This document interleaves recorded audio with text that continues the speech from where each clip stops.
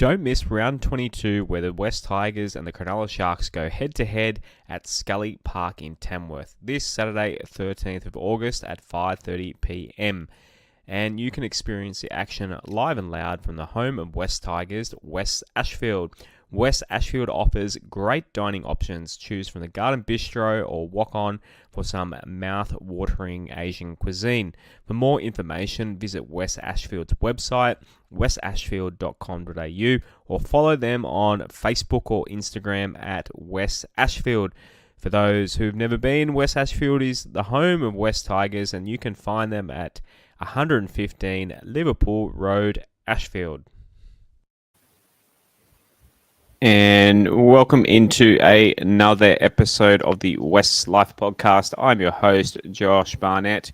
We are sponsored by West Ashfield Leagues, the best place to watch the game live and loud. And you can do that on Saturday evening when we take on the Sharkies. And we are also sponsored by MG Pump Solutions.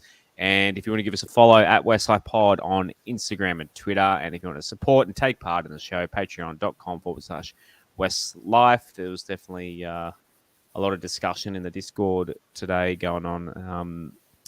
A lot of obviously somber news today with the passing of Paul Green. So there was a lot of devastation and kind of reaching out to each other, which was nice to see in the Discord as well. But okay. On that note, we've got a big show. You'll notice if you're watching on video on the stream, there's four of us, and with as Rob and I, as advertised, we've got him back. I'll go to him first. Adrian, Trippa, Dina, welcome back to the West Life Podcast. Thanks, gents. If you can't hear me or anything, just let me know, because I'm just watching my service here where I am. So.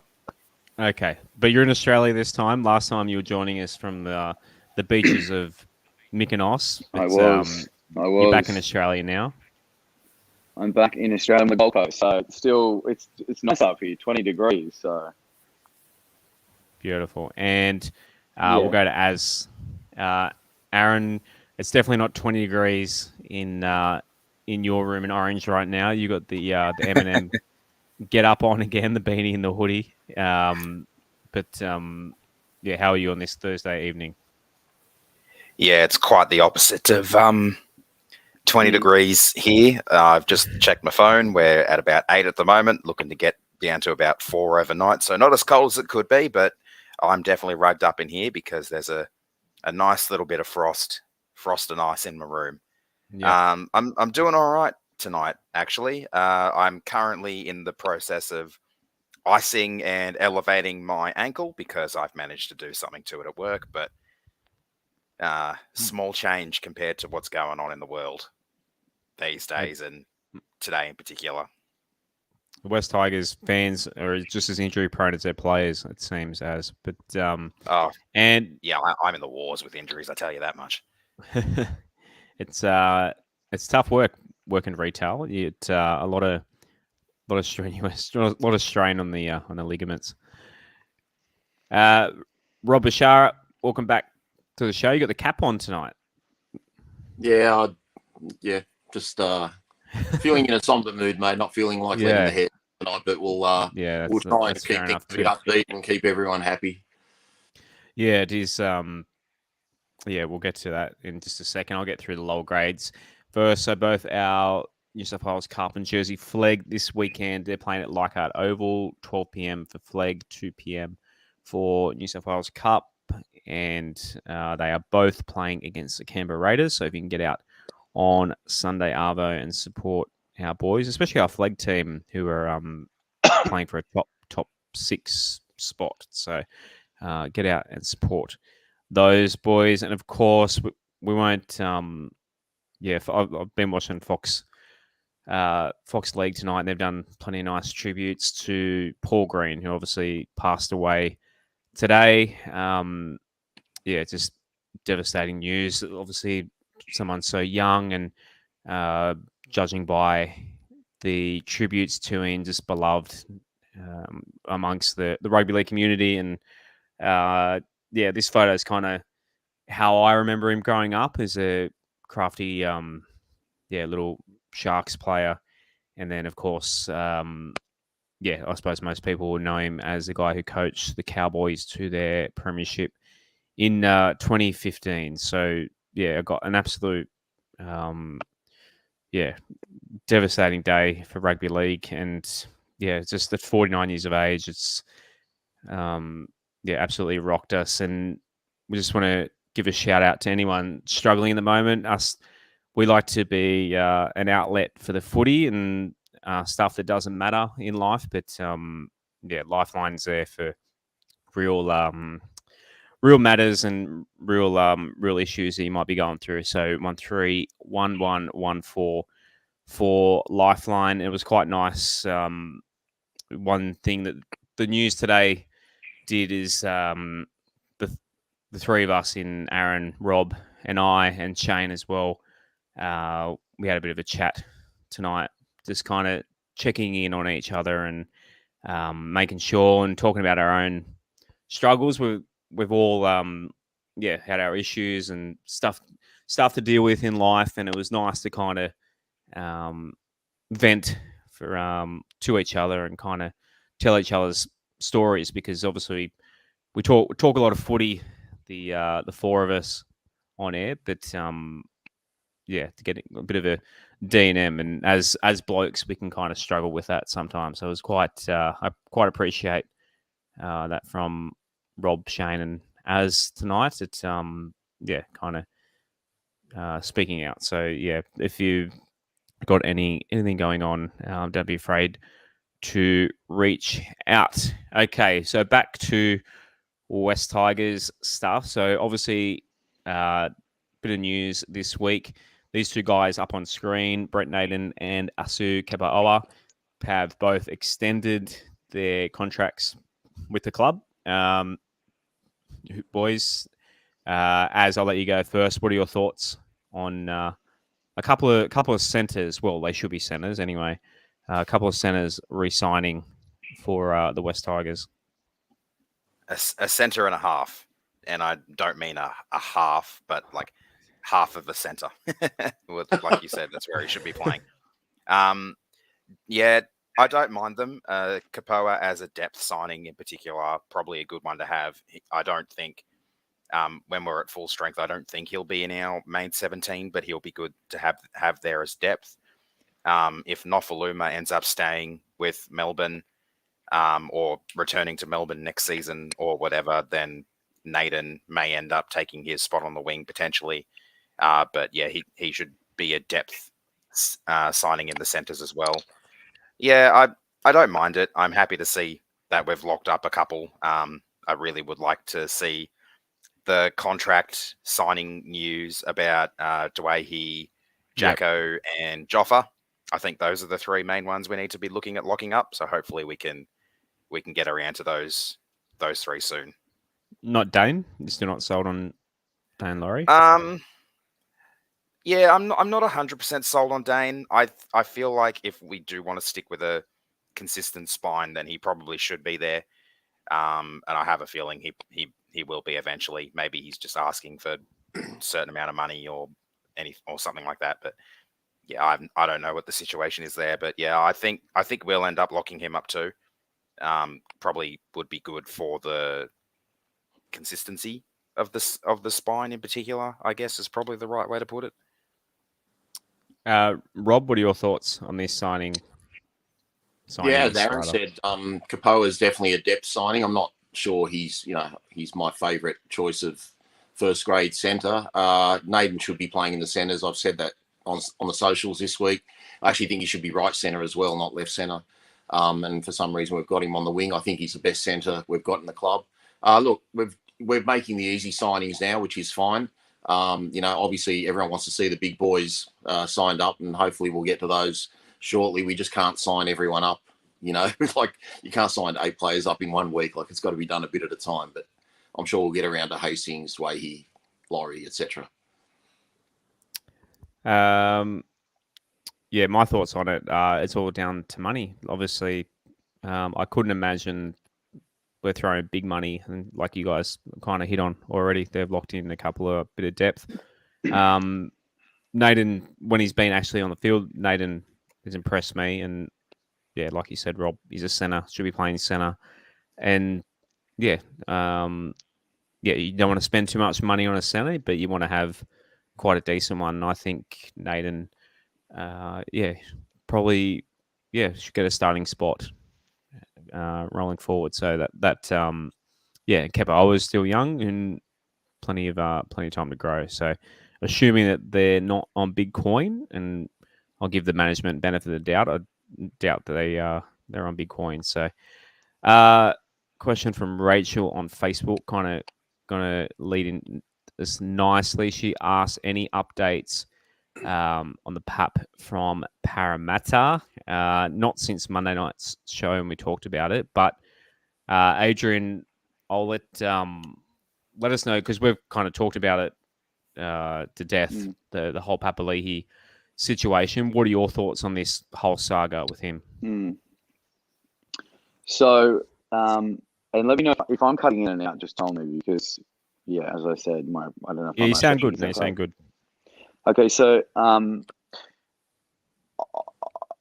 my experience with the club and with Parramatta, and I think I was telling Rob today, was so last, like, a very close friend of mine used to be the chairman of Parramatta Eels, and in 2020, when there was news that Steph, I think it was around the time that Payne Haas, whatever, someone was complaining that they were on low money and Steph was in the same boat, and they were talking about whether people could approach him come November 1st or whatever. And I could sense that, like, I just felt like the club wasn't doing much in the sense of renegotiating Steph's salary, because it felt like we had another 2 years to run on his contract, and they almost felt like, well, they were paying him $250 a year or something like that for 3 years, and it was $800 over 3 years. And even though he was probably worth more than that, they were willing to wait. And so I had heard from this person close in Para that they were organising quite a big package to kind of persuade him to come back. And I reached out to Justin on email, and I don't know if I've talked about this before or not. No, you haven't. This is news to me. It'll kind of lean into the PAP thing. So I then sent Justin an email saying, hey, just letting you know, I've got a very close contact at Para. They're preparing a big package. My advice to you guys is, I think you should front foot it and try and offer him more now and keep him there and do a renegotiation rather than like November 1 or whenever it is, because I think the longer it was going, in my opinion, the more people would start talking to him even before November 1. And the more people talk to someone, the harder it is to keep them. Right. And so I almost feel like with Paps, it's the same thing where, again, I've heard from people in Para, and I'm sure everyone's got a contact and everyone has heard things and everyone's got a rumor, and or like, full caveats aside, I just know someone there that used to, who was the chairman there, and he's not involved in that role anymore, but he's still close to the club, and they're very confident that he's going to stay and the Tigers are going to fold. And I have not reached out to Justin this time, because I just have seen the way that things have happened with the club in the last 2 years, and I don't think what I would say would even make a difference.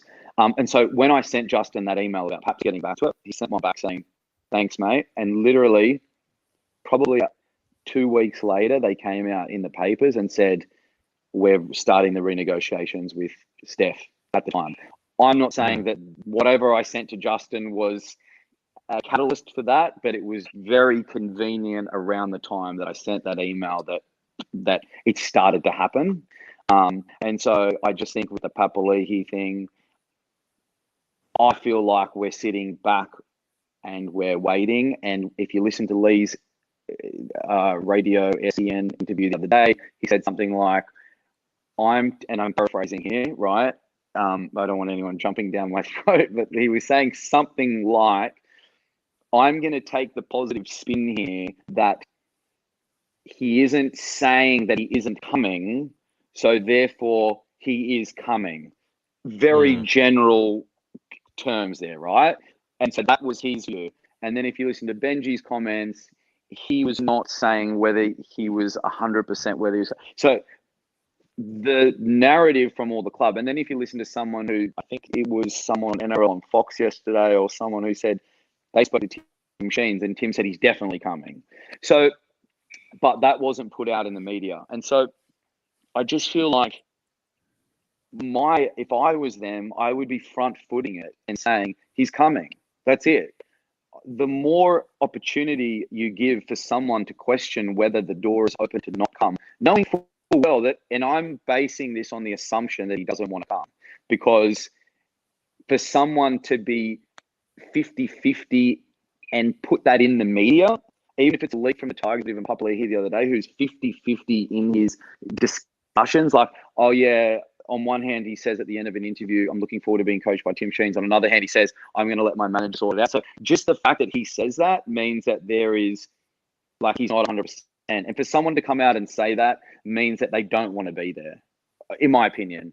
And so I would always, in any situation, try and be super paranoid about it.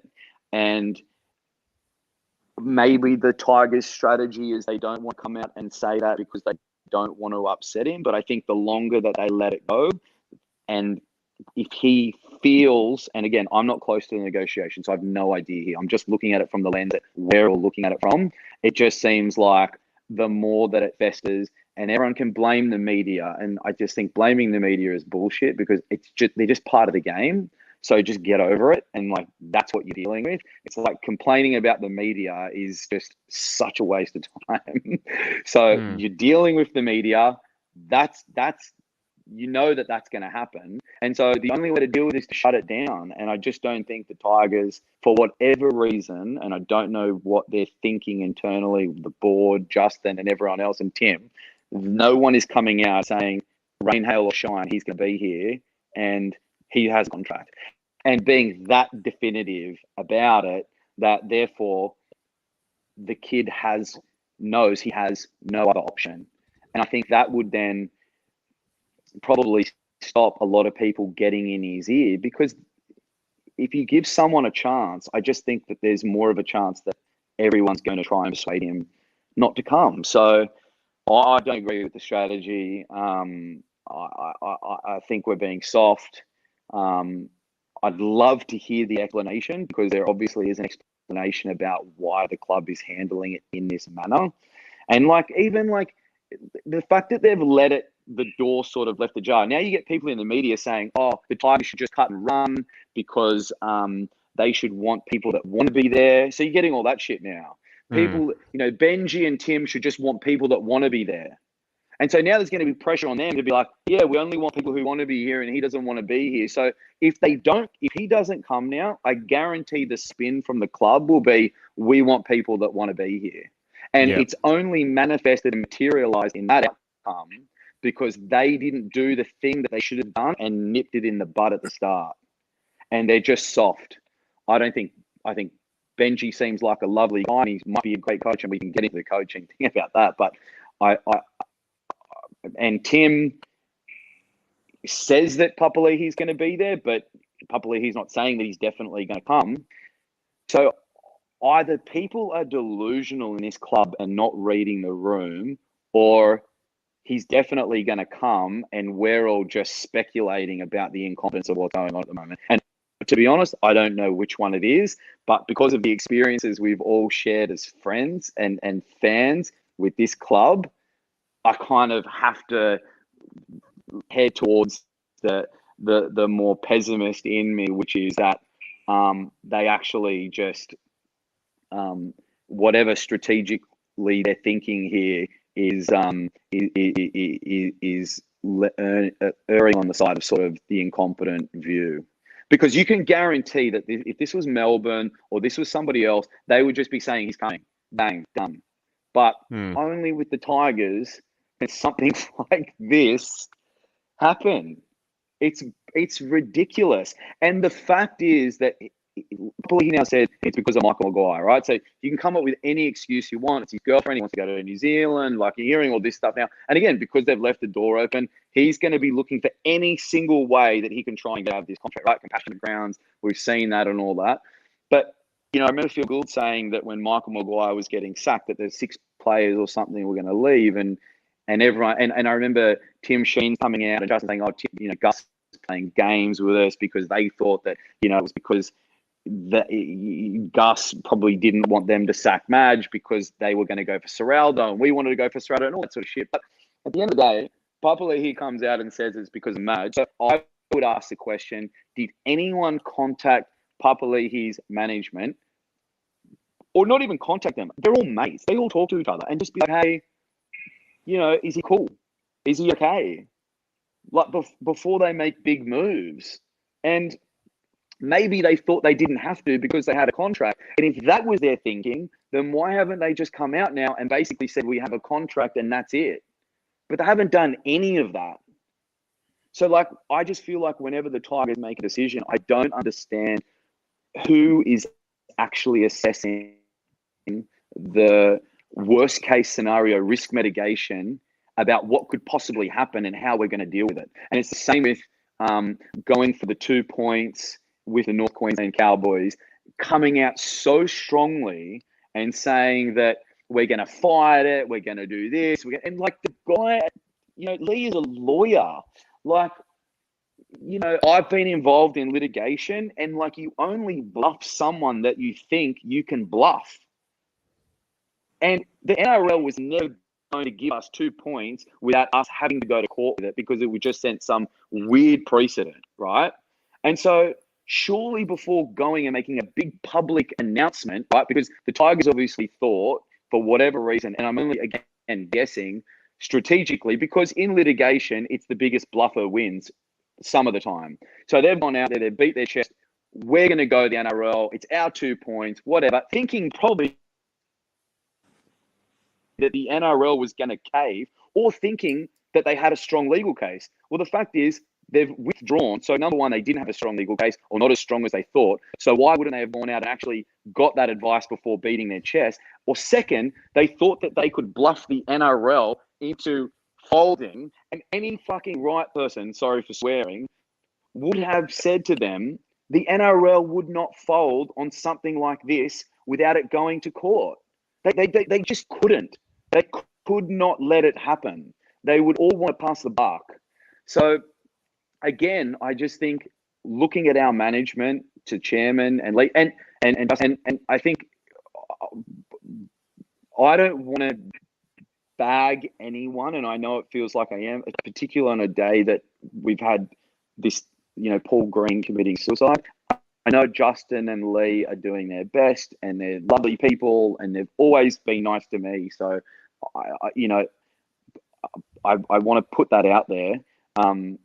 But if someone asks me my opinion on how things have been handled, I just look at it and say, well, rationally, the things that have come out of our club have been decided from some sort of decision making that have gone on internally. And then if you can logically step back and work backwards from that decision, you have to think how are they making those decisions? What thought process has gone in? For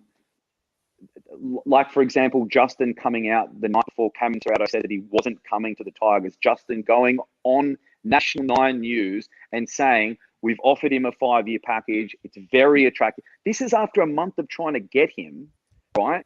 How can someone do that without reading the room? I'm not the CEO of the Tigers, but I'm assuming it's a very close-knit community.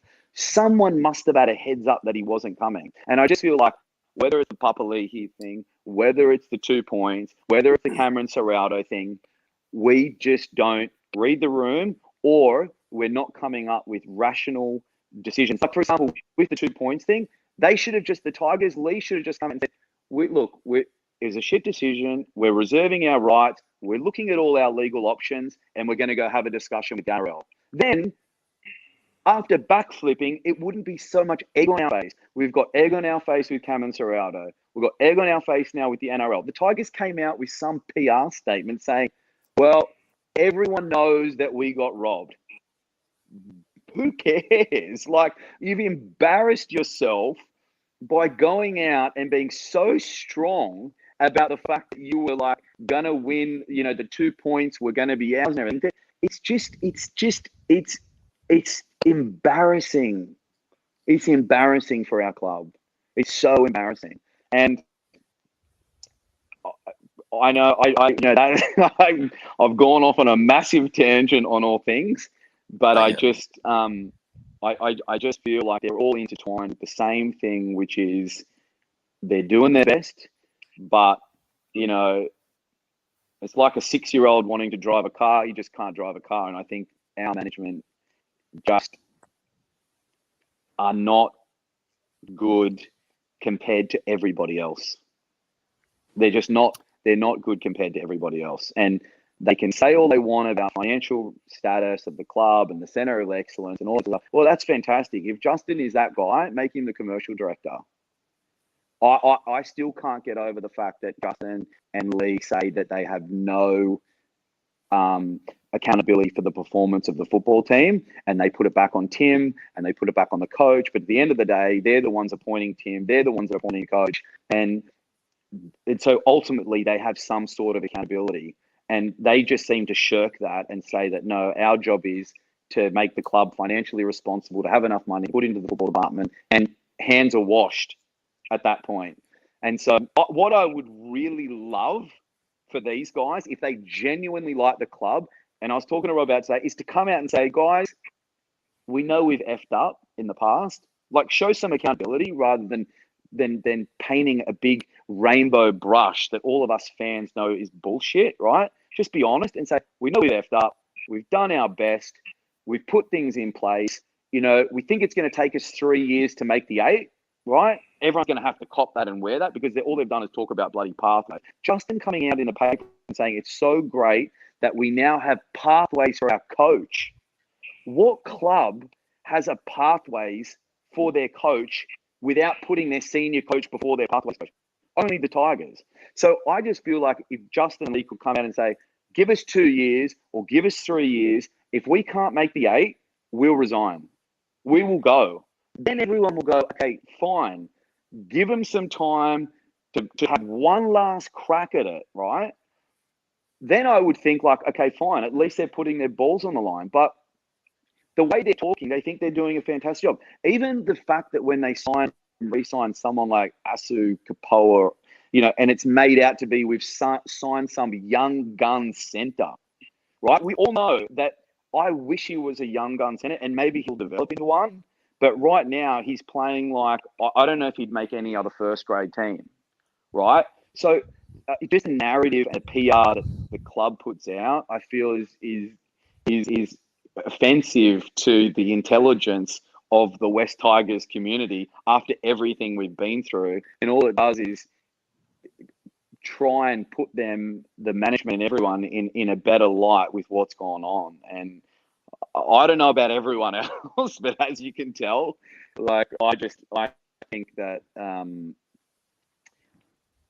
it's embarrassing. And I hope Tim Sheens turns it around. I think if he cannot turn it around next year, then I know.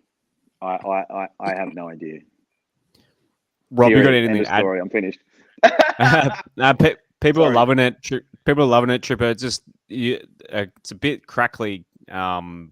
I don't know if you want to switch to 4G or something on your connection. It was like good, and then it'd be a bit crackly. But I don't know if you can get a stronger internet connection. But other than that, people, absolutely loving it. Anything to add to that, Rob? Oh, gosh, if I go back to the Papali'i, there's so much to add. But look, yeah, I agree with everything Tripp is saying.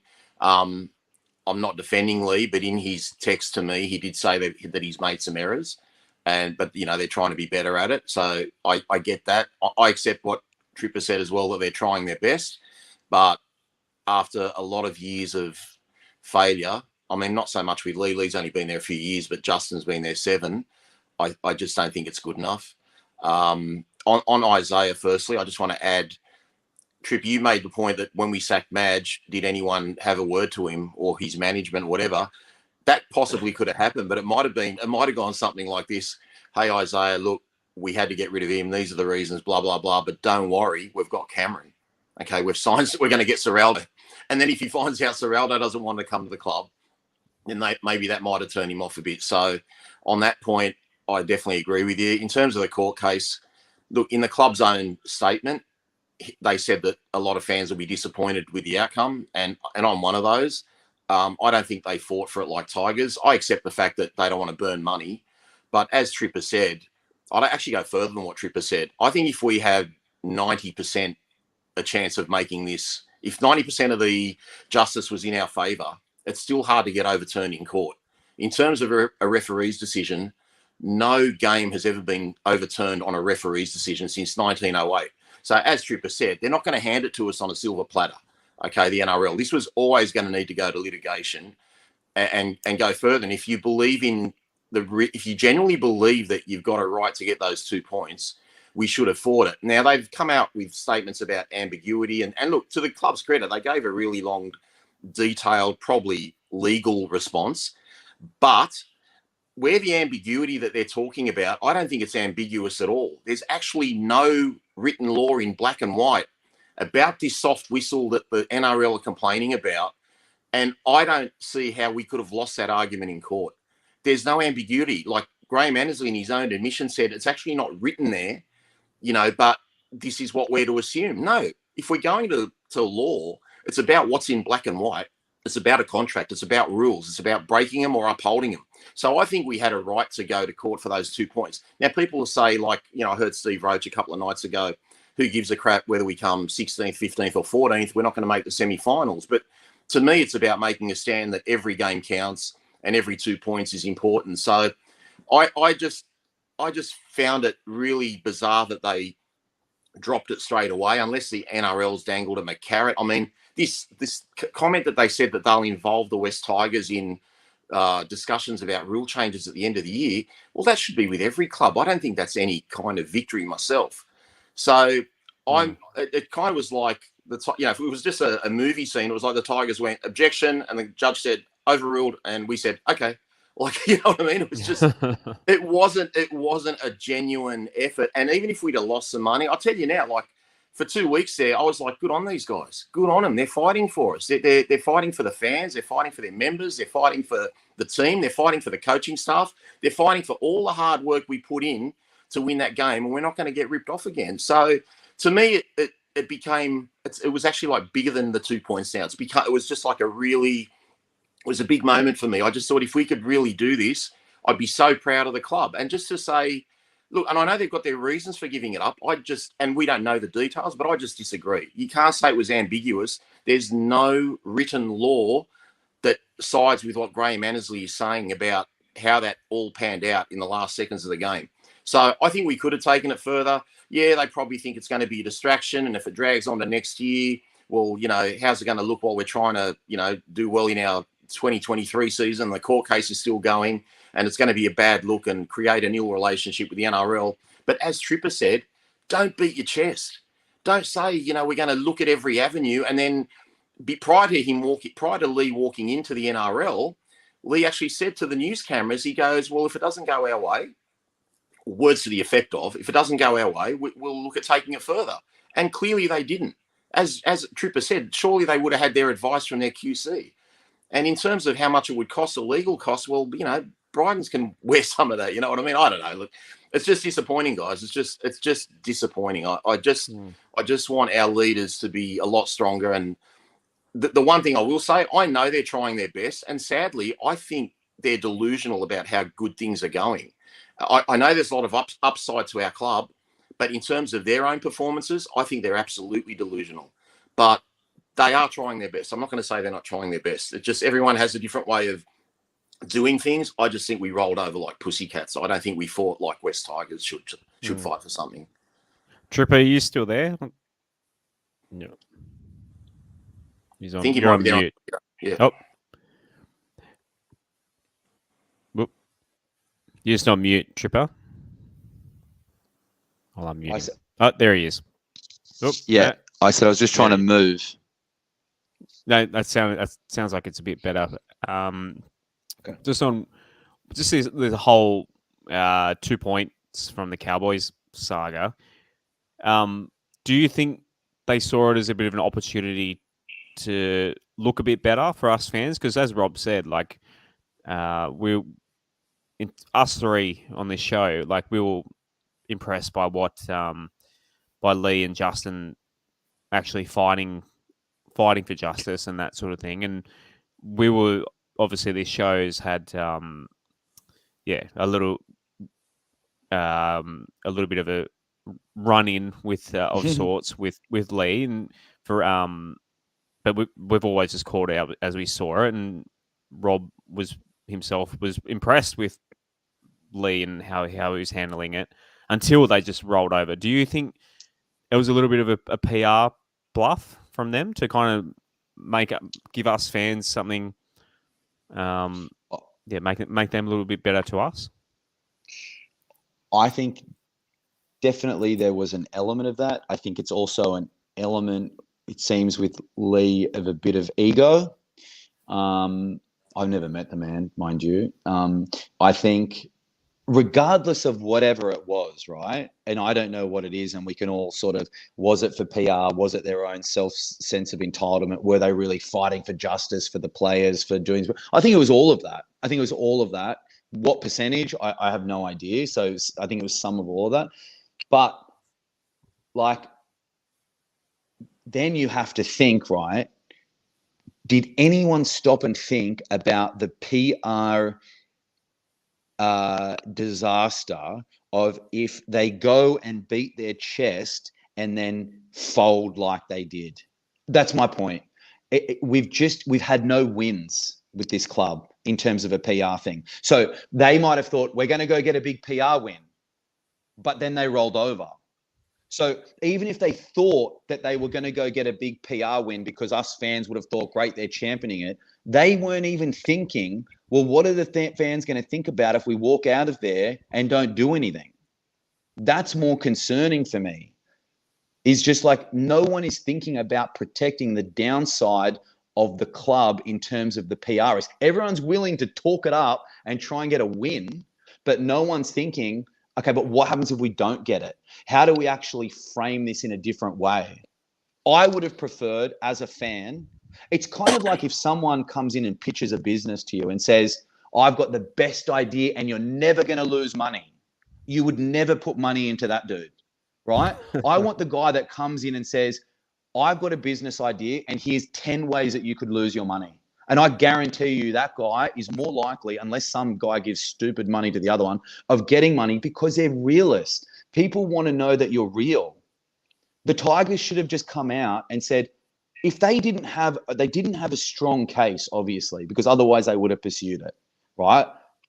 In litigation, you think probability of success versus cost versus PR versus career, right? They should have been thinking, honestly, if they really thought that their careers were in jeopardy, they probably would have pushed that all the way, knowing that the fans would have appreciated that they actually had a crack. So they don't think that their jobs are at stake because they just roll over. They don't give a shit. They say, we're going to do this. It doesn't happen. There's no accountability. There's no consequence to anything that they do. I would have preferred if they just come out and said, we've had some legal advice, some strong legal advice. We think we've got a very strong position. We need to go have a chat to the NRL. And then they could have come out of it without looking like they've succumbed and said, we had a very good chat and we heard their side of the story and we didn't think that it was worth, risking, the precious resources of the West Tigers. We could have put it into somewhere else. End of story. Fans would have gone, okay, fair. But it just goes to show you the level of commercial competence and that the people running this club have. Like Gus Gould now apparently is going to land Cameron Serrato. Apparently. I don't know. It's like everyone's saying it's going to happen. He has not said one word about it. Or if it has been in the paper, he said, I'm not talking to anyone. I'm not talking to anyone. I'm not talking to anyone. We come out and say we're talking to everyone. We come out and tell everyone what we're doing and whatever it is without being 99% confident that we're actually going to do it. It's like the boy who cried wolf. Someone coming out and saying, I've done this, I've done this, I've done this, and constantly failing. That's what we are. And so you can't help when players don't want to come to our club because we look like we can't actually execute on what we say we're going to do. So getting back to your question initially was whether you think they were doing it for the fans or not. Mate, I think probably, but they obviously didn't think about what happens when we walk out of here with nothing. And so, mate, I don't know. I don't know. Well, where do we... I don't know what to say to you. Yeah, where do... In your advice, where does the club go from here? A couple of people that mentioned comments about the whole Tedesco saga, which was how many years ago was that now? 5 years ago, and you obviously came on the show and talked about it last year. Yeah, like, I mean, we've gone through this same management and that sort of thing for that long now. Like, how do you have any faith that this management can learn from the mistakes and turn it around? I think that the management is banking on Tim Sheens being the savior and that the juniors are going to be the savior. And I don't know if that's real or not. I don't know if we've got the best juniors. They tell us that we've got the best juniors. How the hell do I know? As I said on the last podcast, if we do, what's that? I was going to say, even if we do, we've got to be able to keep them too. But my point is, we've won, one Harold Matts Cup or something like that? I don't know what it is, and we were undefeated. But before that, every team has won a Harold Matts Cup, right? We haven't won all of them. So there's a Para team that won it. There was a South team that probably won it. You never hear all those clubs saying, we're banking on our 2019 Harold's Matts team to carry us in 2 years' time. We are the only club that says that. So I have no idea, but we seem to be all in because Justin, again, I just go back to the fact that when the big four were leaving and I had a meeting with Justin and Kelly Egan, who was the football director at the time, and I said to them, and again, it was on the back of Mitchell Moses nearly getting us into the finals without Brooks and Tedesco in the back end of 2019 or whatever it was.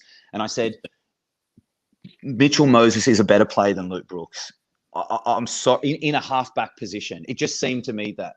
And they both told me categorically, mate, you're dreaming. Luke Brooks is, without Mitchell Moses, he's going to fire. Mitchell Moses is erratic. Mitchell Moses is this. Mitchell Moses doesn't, he spits it. I said, but he's 20, man. He's 20.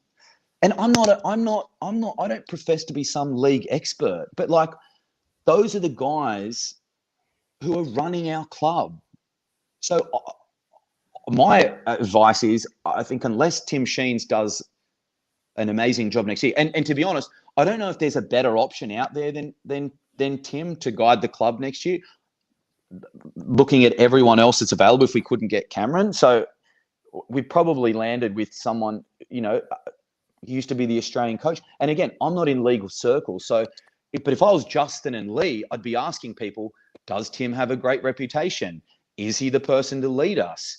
They're thinking that he does. I haven't done that due diligence because I'm not involved in the club intimately. But they've obviously put their faith in him, but they obviously put their faith in Michael Maguire. They obviously put their look at the failures we've had.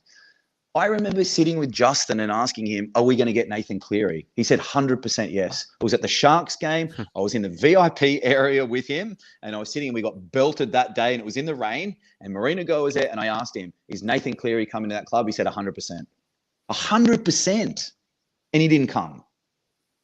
Everyone's got a story about that, whether it was Josh Adokar, whether it was somebody else. We seem to think that we've done things before we've done them. So I think that Tim, if we come last next year, then I don't know where we go. I think if Isaiah Papali'i comes, and I think if we don't make him come, then I think definitely, and nothing's going to change at the club, but it should. I think that if Tim can't do it next year with Isaiah and Appy, it seems like, and that depends if we lock Jackson Hastings in. That's going to be really interesting to see if like losing Madge was a big factor in keeping people. Same with Adam. It depends what they do with Luke Brooks. So I don't know. I think it's going to be interesting to see how the next, I think we'll get a better sense in the next 3, 4, 5 months before November 1st or just after that, and see if they actually can sign some people, and maybe we'll get a better understanding of where the club is going, because Tim apparently has told the journos that like things are happening. So I hope that doesn't mean like Brett Naden and AJ. Do you know what I mean? Like I'm assuming it means things. Now we've gone out and it's been leaked that we're going for for Bateman, right? From Wigan. Like if we don't get him, like it's another person that we've gone out and is in the media that we say we're trying to get. Like I just would like them to try and do before they say. But I don't think they're that type of people. I think it's evident in the fact that they went out and did the documentary, and Justin was very forward-facing on that documentary. I think it's evident in Lee doing a lot of media. I think they like being in and around the media and I think to Rob's point, they actually believe that they're doing a good job, which just goes to show you that if they were just honest, mate, if they were just honest, people would actually go, fuck it, at least they're being real. Like, but you don't hear about that. So I think you would only know that there's growth in our management when they actually admit publicly that they haven't got everything right, and that they're putting a clock on themselves to perform like they do with coaches, like they do with players, like they do with everyone else. They should be putting a clock on their heads, and fans should be asking for it. Trippa, I've said for the last, I guess most of this season, that with the amount of cash that we have in the cap for next year, and you kind of hit on it before, just relying on these juniors, in my opinion, there's no reason why they can't flip this and make some signings and make the top 8 next year. Like with good decisions. They're going to make good decisions, obviously. Like you were talking about, maybe we'll win the Spoon next year, but do you think there's a real possibility that we could, like you said, Papa comes, Abby comes, Jackson, Adam are all happy with where they are, and it all goes to plan.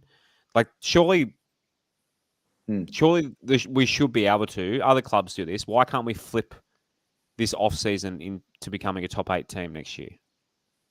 I think it depends on, let's say we get Jackson and Adam to stay and Isaiah and Appy come. Let's assume that.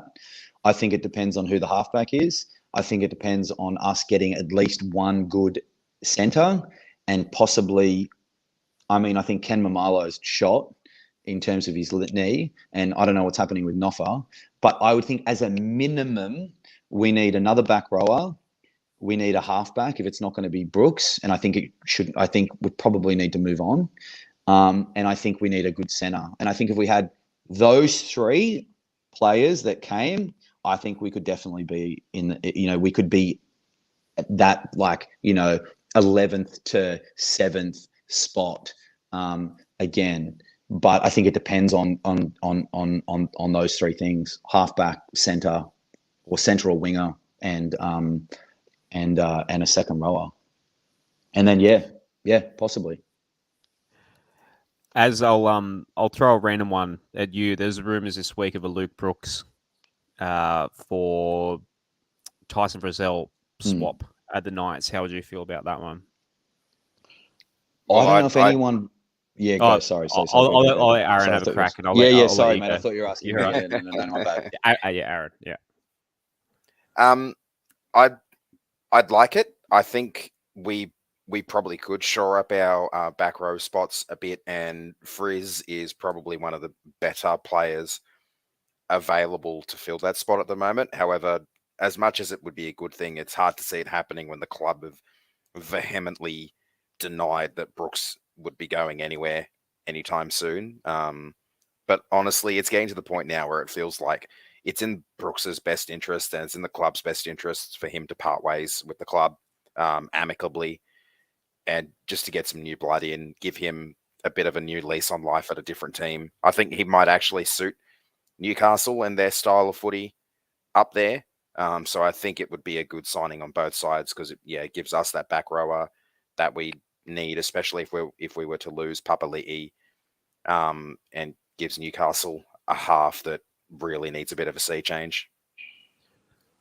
Trippa, why do you think Tim Sheens keeps coming? You kind of touched on it before. Why do you think Tim Sheens seems to be the only person in the world that thinks Luke Brooks at this club, staying at this club and possibly extending his contract is a thing? Mate, it's either because there's no one else or they see something that we don't, or they're delusional, and I don't know what it is. Because just listening to Luke talk as an individual, you can tell that he is a little bit nervy when he talks. He's not a Tom Brady quarterback. Like I would put, as much as people hate Mitchell Moses from the Tigers, he yells and berates and fucking hates losing. And you can see he's yelling at everyone. The same as Jonathan Thurston did, the same as those players that are super, super, super competitive. The only time I've seen it from Luke was when he nailed that field goal against Para or South, right? So you want to play with people like, Cooper Cronk wasn't that player. Jerome Hughes isn't like that. But I think when you don't have anyone else around, Jackson Hastings seems to be that guy for us now. But I just think that he's a bit quiet, and I don't know why Tim says it, but just my 2 cents on Frizzell.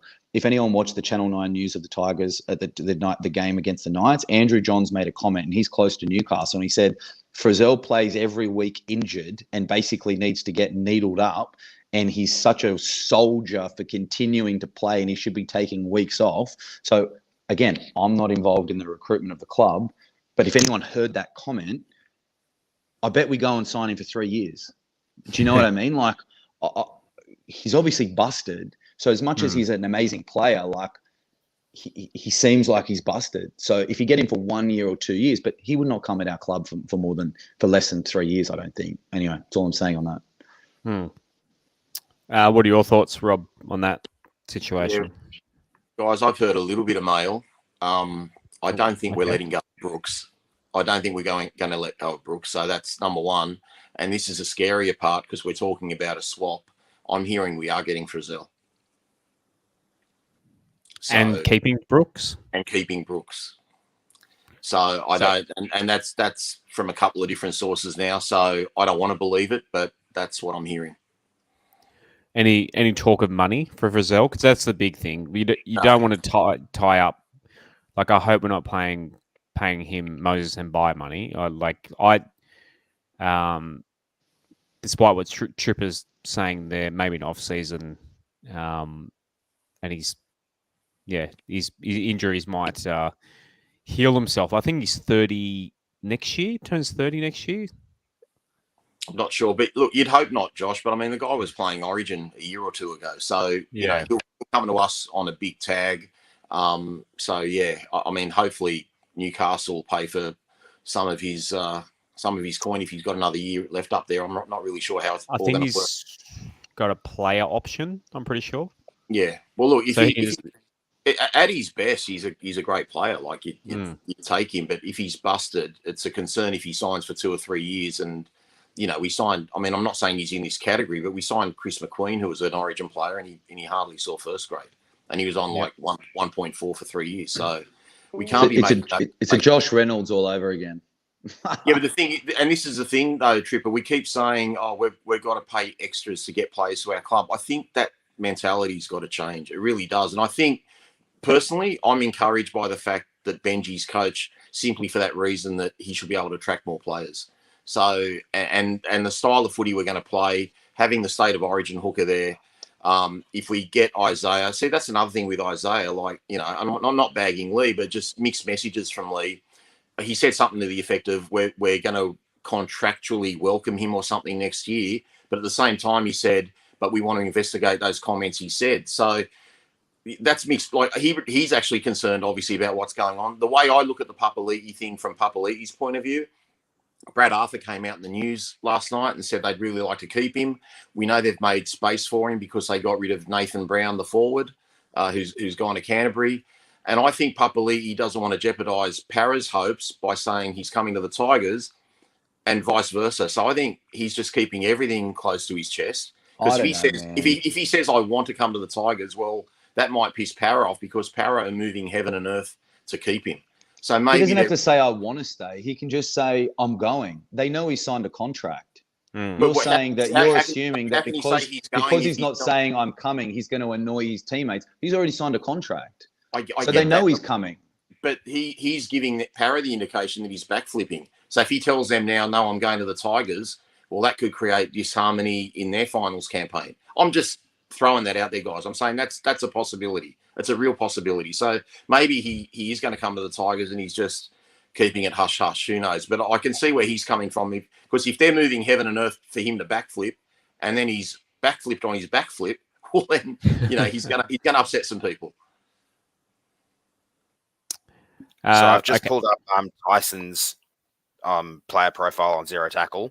Yeah. He's under contract this year for $700K. He's got the player option for next year, and he turns 31 about a week after the grand final. This grand final coming or grand final next year? Yeah, this year. So he'll be 31 going into. Okay. Yeah, 31 is not super old. Jimmy Tarmow's 30. About to turn 34, or just turned 34, I think. So he's a couple of years younger than him, but I think you can get two. There's definitely 2 years left in him, but as Trippa said, who knows? We might offer him a retirement package and go 3. So that's a lot. I didn't realize he was on so much money, but I guess when he signed that, he would have been playing State of Origin. So it was a pretty marquee signing for Newcastle. He was, 3 years with them, I think. 3 years with the player option. I think that'd be about right. I think so, yeah. Tripper, we're going to get into previewing this week's game. Is there anything... feel free to stick with us, but is there anything else you want to get off your chest before we get back to... No, boys. Thanks for having me. I might head off. Go for it. Hope I wasn't too opinionated and painful in my discourse, but never, mate. Just judging by the comments, you're a hit. Share the same. Trippa, before you go, man. I do have a question or 2 questions for you and Rob. One about the court situation, one about Papali'i. Yeah. I'll start with the court one. I'll try and keep it nice and quick for you. Do you buy much into the narrative or the story that the club wants to keep a quote unquote positive relationship with the NRL, and that's a reason why they're not taking it to court, or do you think that's so again, if I'm going to court with someone, I'm considering everything, and that is just a bullshit excuse that's come out because they would have already thought about that before you go and chest beat. You go, what is the repercussions of me chest beating? Do I want to upset the NRL? What are the implications of me doing that? What happens if I take it to court and I lose? How sure am I? What sort of how you think about all of this stuff is thought about clearly. So to come out afterwards and say, well, we didn't want to upset the NRL means that they didn't think about it before. Number one, that's one possibility. Or number two, they think we're fucking idiots and they think that we'd believe it. Sorry for swearing again, but it just annoys me because it's one or two of those things. They're either idiots or they think we're idiots. And I don't know which one it is. Could be both. Look, they could be idiots for thinking we're idiots, but really we're not. We know we're not. So again, yeah, you're right. It could be both. What was the other question, Az? So if we were to lose Papali'i but gain some sort of compensation from Para plus the signing of a player such like, say, Angus Crichton, would you say we'd be the winner or the loser in that situation? Are we saying that we weren't able to sign Angus Crichton if we had got Isaiah Papali'i? Because at the moment it looks like we're going for 2 second rowers. So my only thought would be if we could get Angus and also keep Isaiah, I think it's a loss, because therefore then we're only talking about financial compensation that's paid to us as a result of not getting him. And I think considering he's the best second row in the world, no. The other thing is, if he thinks he's being undervalued because we're paying him 600 grand, which clearly is less than his market worth, right? He's probably worth 750, 800 to someone. Okay. It's like having a disgruntled employee who's on less money, right? You can either keep him there on less money and stick to him because you got a contract, or you go to him and you say, you know what? I know your market's 750. We're only paying you 600, mate. What about we make it 700?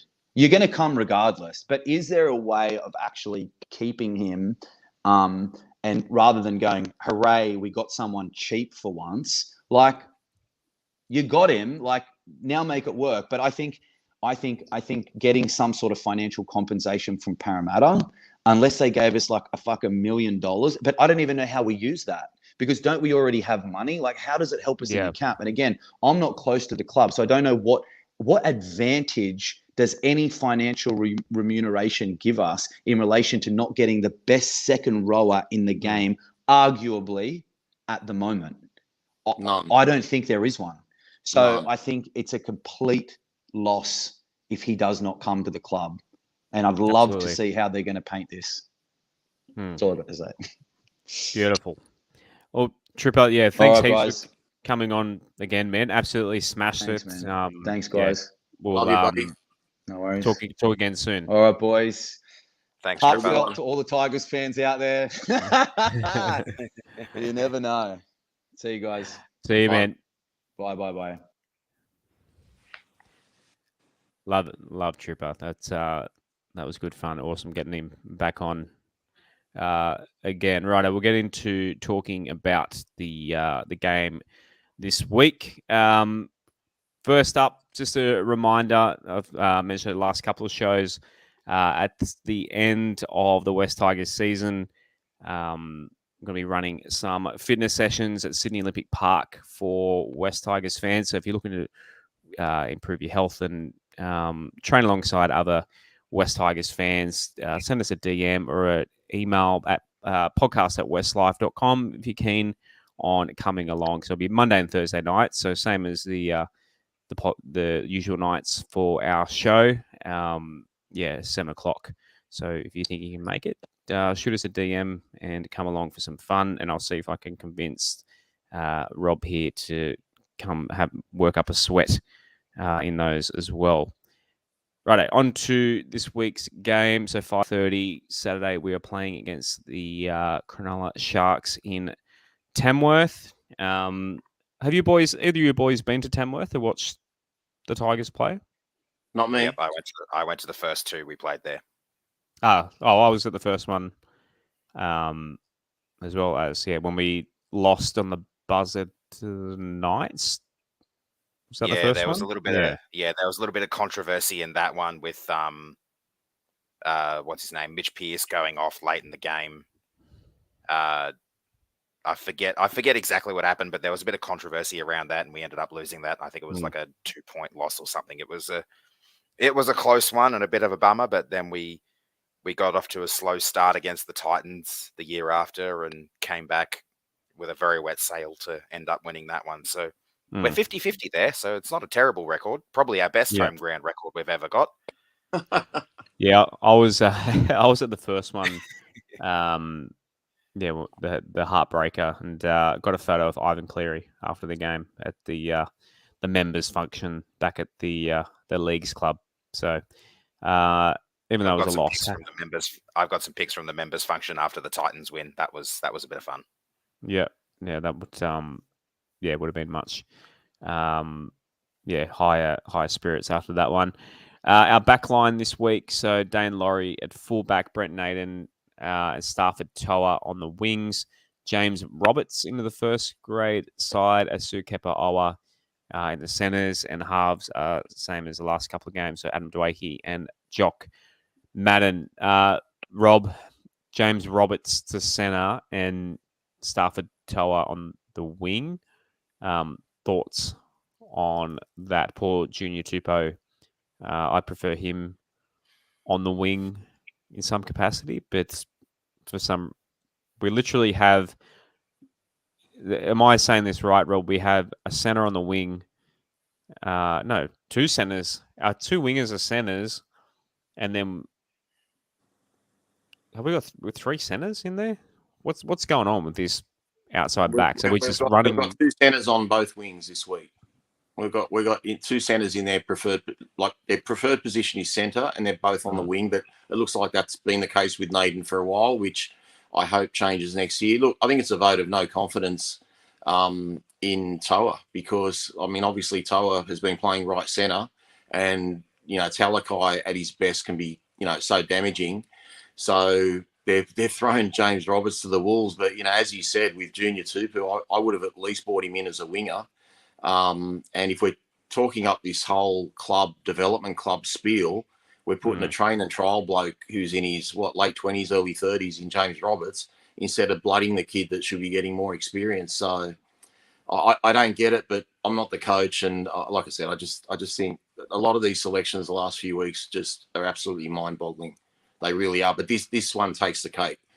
This is the last person I thought they'd bring in, but I guess they think he's the best person to be the centre, and he might be, because I remember when we played the Titans early this year and he had Dave Fafita on that side of the field. He kind of handled Dave Fafita pretty well, so maybe they're thinking Roberts can do a job on Talakai from that point of view. But, we just can't keep talking up this youth stuff and then picking the experienced people or the people that aren't going to be there next year or whatever the case may be. So very shocked by that.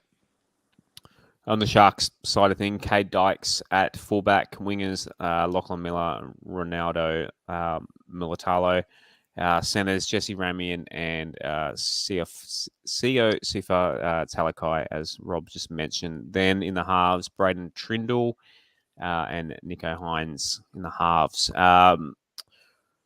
As pretty potent backline there for the Sharks. Mm-hmm. Yeah, Mulatalo's done a number on us a few times. He was our main tormentor in that top 8 deciding game at Leichhardt back in 2019, if I recall. Nico's been really, really bloody good for them this year, and we've seen how damaging Talakai can be early season when he literally made Morgan Harper his bitch.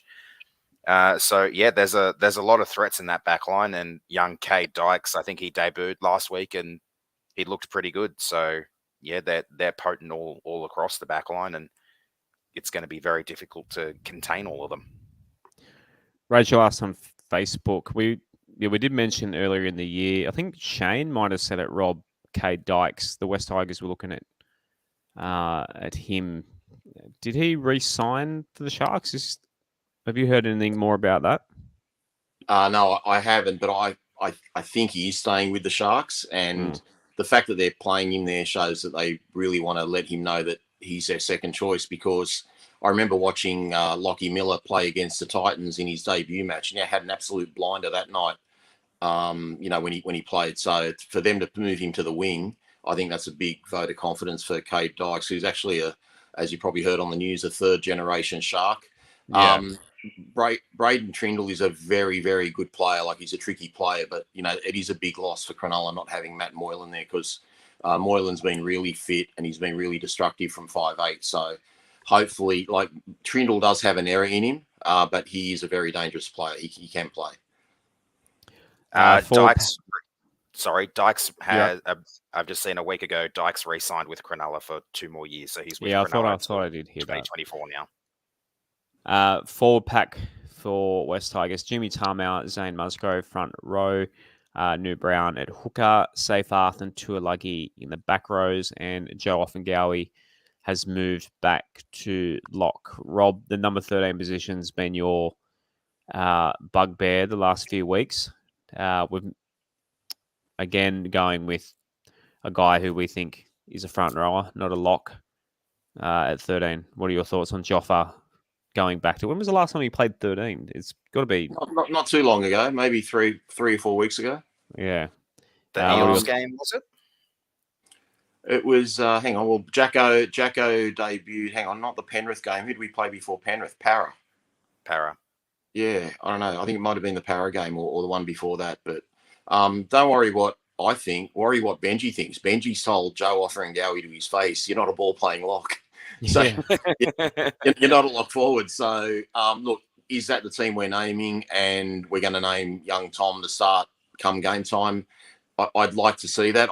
No offense to Tom, I don't think he's that great, but he bloody tries hard, and his numbers were really good last week.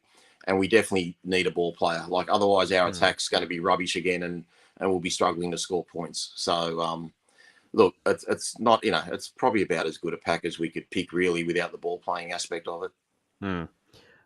Shark side of things: Toby Rudolph and Braden Hamlin-Uele front row, Blake Brayley hooker, Britton Nakora and Wade Graham back rows, and Dale Finucane, not Funukani, is at lock for them.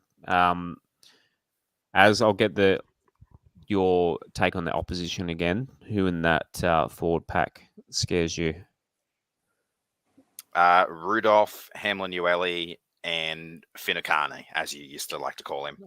I'm very surprised, though, to see Brayley named, because if I'm remembering rightly, wasn't he involved in a bit of a crunch tackle last? Oh no, that was 2 weeks ago, I think. Yeah, I think that was when did the Sharks play the Bunnies? I think he was stretching off the field. Yeah, the week before last when it went. Okay, so so that makes sense. He's back this week. Never mind. I thought it was a week ago. Their forward pack is very dangerous. They've put in a mountain of work for the Sharks this year. Rudolph and Hamlin-Uele have been playing supremely well. It's a big part of the reason why they're top 4 currently, and how Nico's ability to play well has come off the back of those guys, and then their bench guys as well. So Finucane's an inspirational player for them. He keeps just doing what he needs to do, and that whole forward pack is the reason why Nico's been able to play so well. So they are a very dangerous side. On our bench, so Fanua Pole, Austin Diaz, Todd Freebarn gets to play his second first grade game, and Tyrone Peachy. Now on the reserves outside the 17, Luke Garner, Jakey Simpkin, Brennan Tumeth, Junior Tupou, and Justin Matamua. Rob, will Austin Diaz get any minutes this week? Or is he just going to be riding the bench for 80 minutes, all kitted out? He might ride the bench for 80 minutes again, because I don't think anyone took Kamali to task over him not playing a minute last week. So I just don't get it, guys. I don't want to repeat myself too much, like I said Monday, but if you're going to pick someone that's going to have an impact on your team, play him. And if he's not good enough to make an impact, get rid of him. Like I'd rather Peachy started in the lock position and have a different backup hooker. But anyway, who knows? I don't think we've got much hope, to be honest, with that team name. But I disagree a little bit with Aaron in terms of, I know Finucane's like a solid player, but when I see Finucane there and Wade Graham there, I see a couple of dinosaurs, to be honest. So I think their dangers are their props and Nakora. But yeah, they don't really, they're not going to put points on you, those blokes. So I just think their props are a big thing, and hopefully our forwards can match it with them. Is there anyone in our reserves that you'd like to see get a go? I wouldn't mind seeing more of Matamua, to be honest. Yeah, I don't know what position Tumeth plays, but if he keeps being named in the reserves, I feel like late in the season he should be getting a bit of a run as well. Blood him a bit.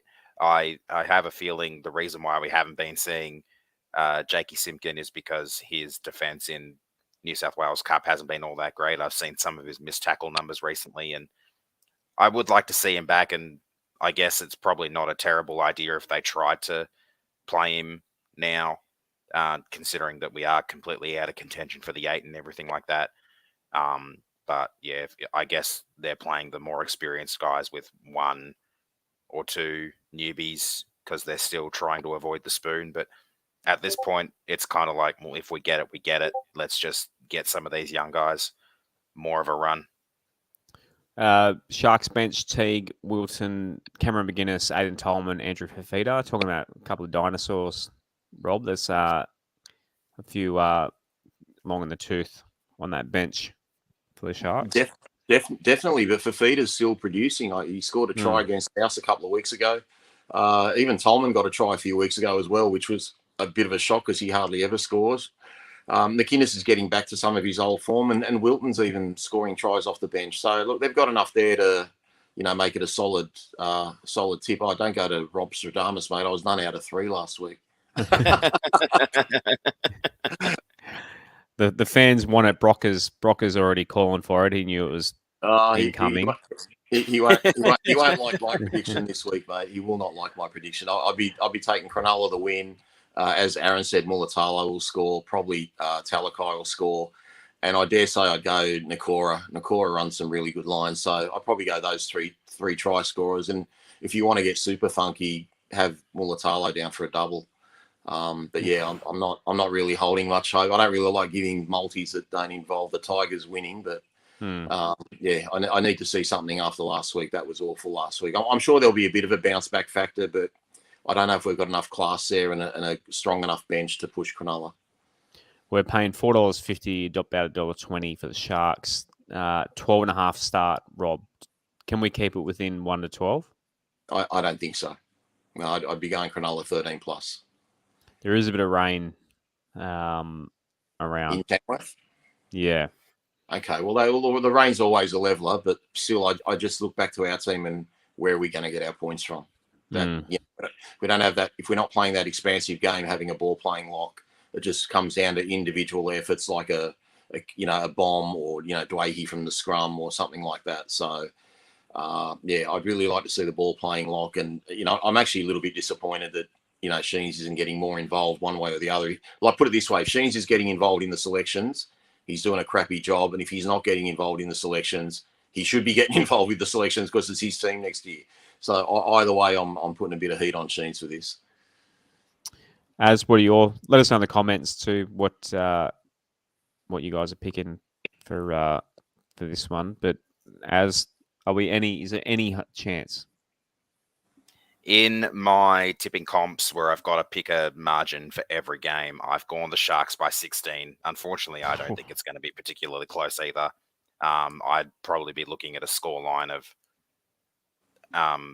maybe 26-10. I think we've got maybe a couple tries in us. I'm not sure who they'd come from. Maybe Brent Naden, if he can hold on to the ball this time, might score 1, maybe 2. But I think the Sharks' middle is way too strong, and our backs just aren't going to be able to match it with their backs. So I think we might be in for it a little bit. Unfortunately, I'd like to see us win, but Sharkies by about 16 for me.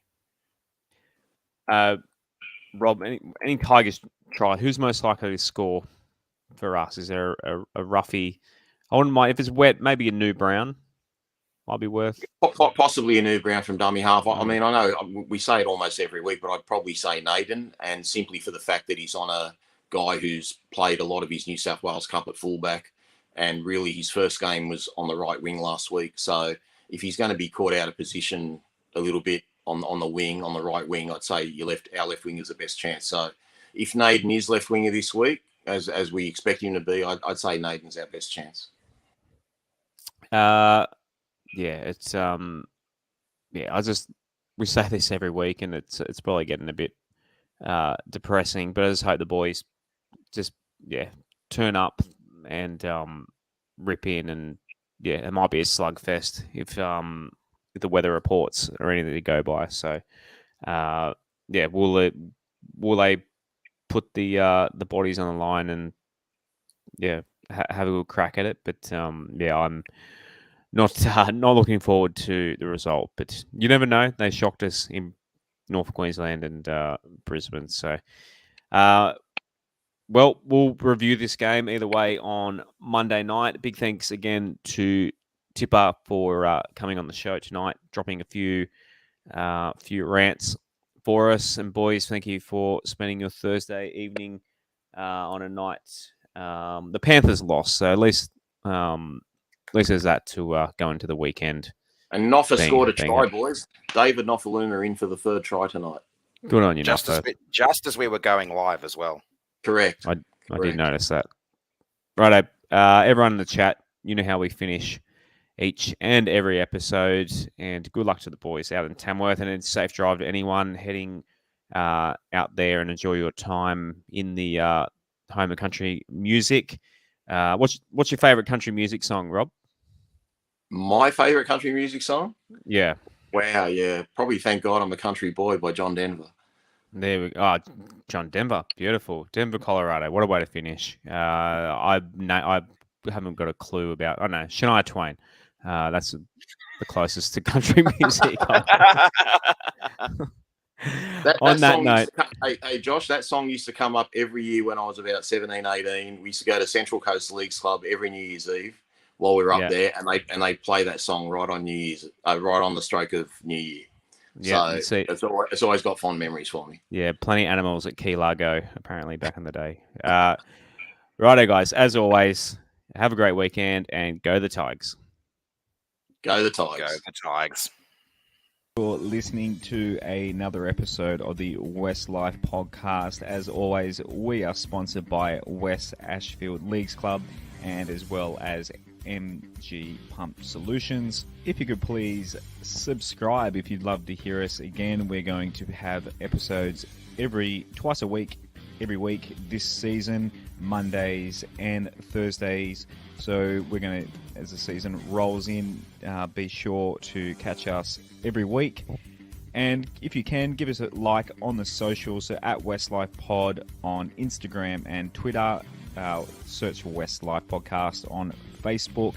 And if you'd like to take part in the show, patreon.com/Westlife. It's just a couple of bucks a month to help grow the show. We'll see you again next time on the West Life Podcast.